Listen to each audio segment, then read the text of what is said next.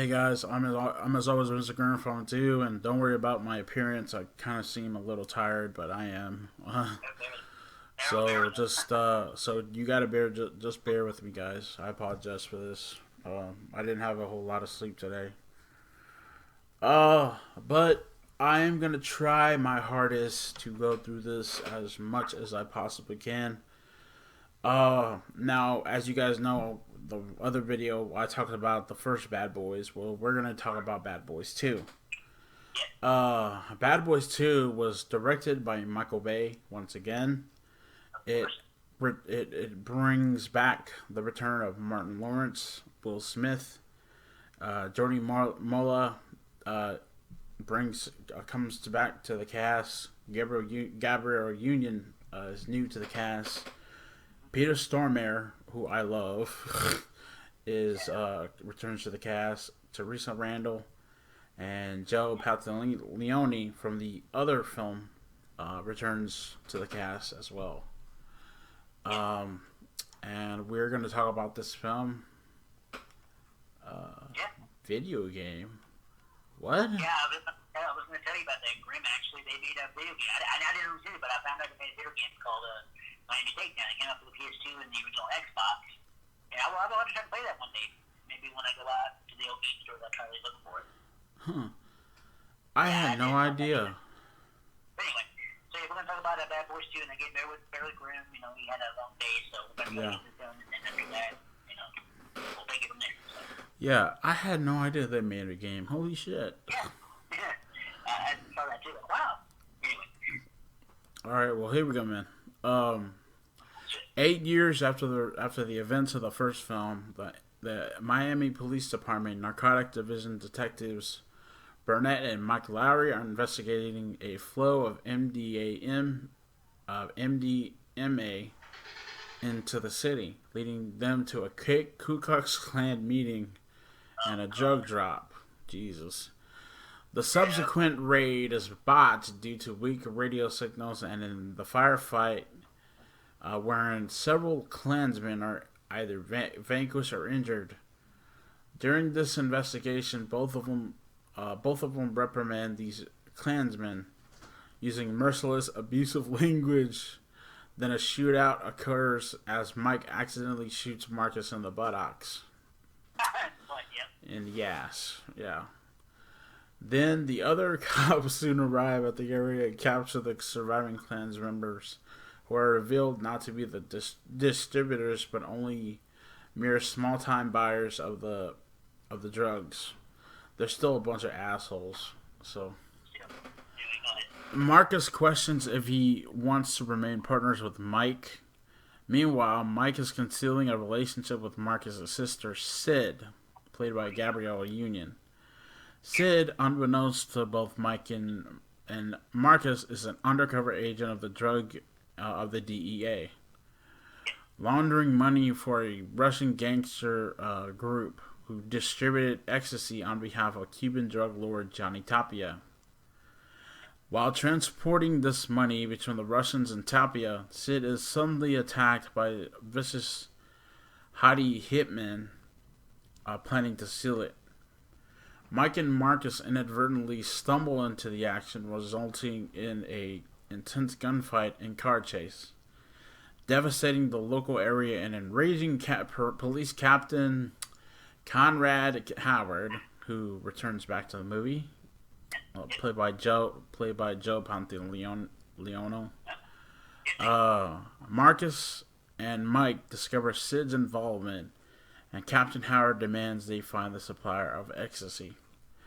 Both Marcus and Mike sadistically confront, curse, and conquer this Haiti gang, plus find out from the leader after interrogating him thoroughly that a local mortuary is possibly being used by Tapia as a front for more money laundering.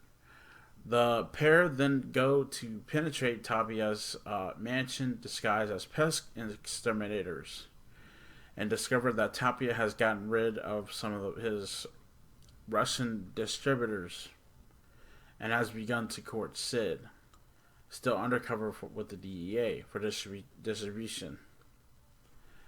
Yeah. That part when they go into the mansion and start looking for shit. Yeah, that's coming up here in a little bit. We'll talk about that. um, the detectives locate the boat used for drug smuggling after forcing a captured clan member to reveal its location.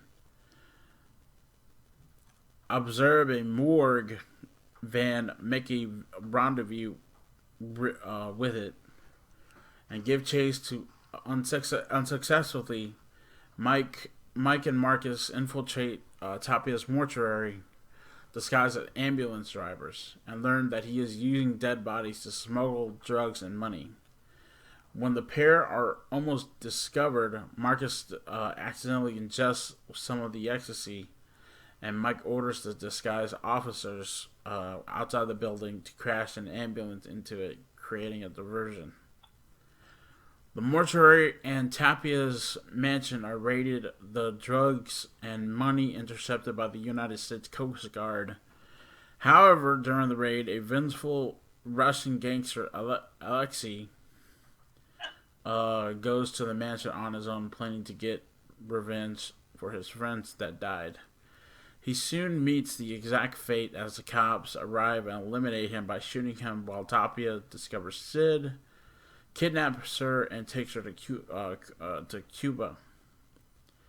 With Sid held hostage in Tapia's compound and guarded by the Cuban army, he demands the return of his money in exchange for Sid, Mike, and Marcus with a team of volunteer SWAT members and the DEA assault Tapia's compound, rescuing Sid and destroying the building. The group flee and infuriated Tapia in pursuit, which ends in a minefield outside, bless you, of the United States Naval Station, Guantanamo Bay. Yee.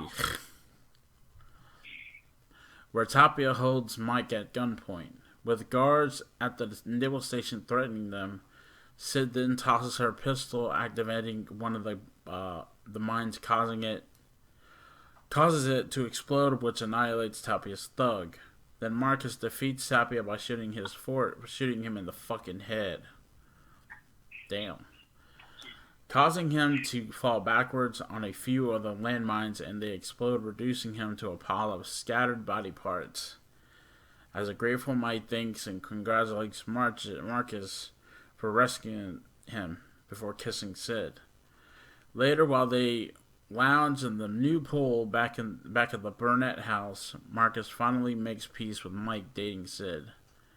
Marcus's peace is short-lived when Mike informs them that he and Sid can't be together because of Marcus and his attitude. While a playful argument ensues over transfer papers, the family dog destroys the above ground pool, washing both of them into the sea as Marcus and Mike reaffirm their partnership as they celebrate their patriotic victory, by singing the fucking Cops theme, which is Bad Boys. So, yeah. Actually, a song written in 1987 by a Jamaican band called Inner Circle, but yeah, that's what the Cops do. Yeah. So, let us talk about a certain scene in this movie. Go right ahead. There's a certain scene in this fucking movie that is really fucked up. There's a part in this movie where they're in the mansion, right? They're in the compound. The Tapia compound, dressed as pest exterminators. There's this part where Mike, I think it's Marcus. Marcus, I guess he's high at this point, or there's something going on with him. He starts seeing two rats going at it with each other. Two rats.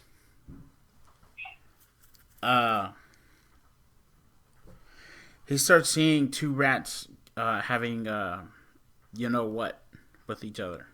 Oh God. Yeah. And it was disgusting. It was not good. Um he it was really really fucked up. Like it was really really messed up. Um yeah, so yeah, that was the only scene that I remember from this movie that was messed up that I saw. But anyway, what did you think of Bad Boys 2, man? Well, like I said, again, the same kind of funny. You got Will Smith and Martin Lawrence. They're the funny pair again. And oh my gosh, dude, I gotta tell you something. Oh my gosh. And that no. Okay, here's the thing. The one that got me was that Mike was dating Marcus's, his sister. Not no real at the end until the end when he finally comes out. But Yeah. I mean, again, they got the same funny pack as Will Smith and Martin Lawrence, funny as ever, as always. You can never get enough of the funny in the comedy. But again, the action was great. I thought it was great. And, y'all go see yourself. And I watched it too, of course. I will actually look for, like Rem said, look for that pack may have both movies in it. And I definitely wouldn't want to do that and watch both of them again because he can have some comedy between Martin Lawrence and Will Smith. Will Smith was known for that, the funny as Fresh Prince, like I said earlier. So, yeah, very cool. I cannot wait to see what they do in the third film. I've seen both the first and the second, and I think that they're really good. But the one that everybody's been talking about is the very last film, Bad Boys for Life. I'm wondering because Martin Lawrence got old, like really old, and so has Will Smith. These movies were made when they were like really really in their prime and stuff like that. But I'm wondering how they're gonna go through the I'm wondering how they're gonna do the scenes with each other that involves gunfighting and all that stuff. You know what I mean? So, um, but yeah, I think I'd give this a 10 out of 10 too. Uh, Yeah, perfect. Yes. Bad Boys 2 was really good.